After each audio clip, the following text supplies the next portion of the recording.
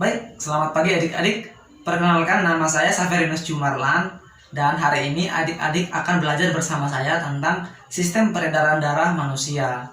Apakah adik-adik pernah melihat orang melakukan donor darah? Apakah adik-adik tahu untuk apa sih fungsinya donor darah? Dan apakah adik-adik tahu pentingnya darah bagi tubuh kita? Lalu, apa sih organ-organ yang berfungsi dalam proses peredaran darah? Nah, untuk memahaminya, ayo kita belajar di materi ini dengan lebih semangat lagi. Apakah adik-adik pernah mengalami luka, mungkin seperti terkena pisau, mimisan, ataupun terjatuh? Darah yang awalnya keluar dari dalam tubuh tadi akan secara perlahan akan berhenti atau membeku. Apakah adik-adik pernah berpikir bagaimana sih proses terjadinya pembekuan darah? Apa akibatnya jika tubuh kita kekurangan darah? Dan apa sih fungsi darah bagi tubuh kita? Berikutnya kita akan mempelajari tentang fungsi darah. Nah, fungsi darah itu ada 3. Yang pertama, mengangkut nutrisi, oksigen, hormon, dan senyawa kimia lain ke sel-sel tubuh. Nah, fungsi darah yang kedua yaitu mengangkut karbon dioksida dan sisa-sisa metabolisme untuk dikeluarkan dari tubuh. Fungsi darah yang ketiga, menjaga tubuh kita dari serangan penyakit. 3 proses tadi akan terus berjalan selama kehidupan kita terus berlangsung. Nah, adik-adik tadi sudah mempelajari ada 3 ya fungsi darah. Nah, sekarang kita harus mengetahui apa itu darah.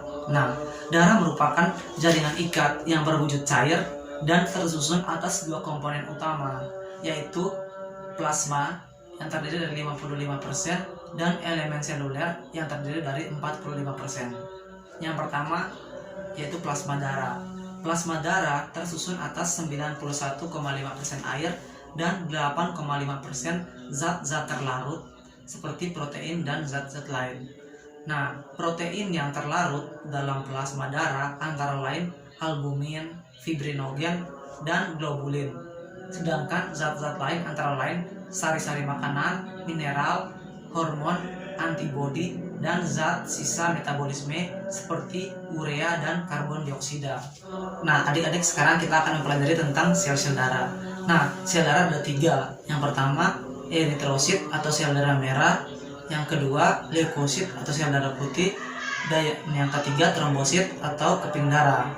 Nah, yang pertama sel darah merah atau eritrosit, yaitu sel darah merah berbentuk bulat pipi dengan bagian tengahnya cekung atau bikonkav, tidak memiliki inti sel dan mengandung hemoglobin yang mengandung unsur besi terbentuk di dalam sumsum merah tulang. Nah, yang kedua sel darah putih atau leukosit, memiliki bentuk yang tidak tetap dan mempunyai inti berfungsi untuk melawan kuman atau bibit penyakit yang masuk ke dalam tubuh. Dan yang ketiga yaitu keping darah. Bentuk keping darah beraneka ragam, yaitu bulat, oval, dan memanjang, tidak berinti dan bergranula, mempunyai umur yang singkat yaitu 9-5 hari. Keping darah disebut juga darah pembeku karena sangat berhubungan dengan proses mengeringkan luka.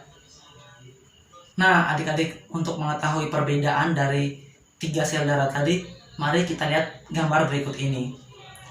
Yang pertama, ini yaitu sel darah merah. Yang kedua, sel darah putih atau leukosit. Yang ketiga, yang agak kecil ini, keping darah atau trombosit. Dan yang agak berwarna merah muda merupakan plasma darah.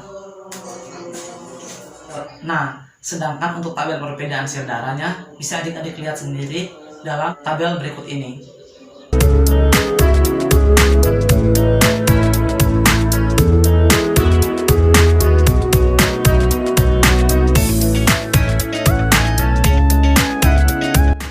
Nah, adik-adik, untuk pembelajaran hari ini cukup sampai di sini.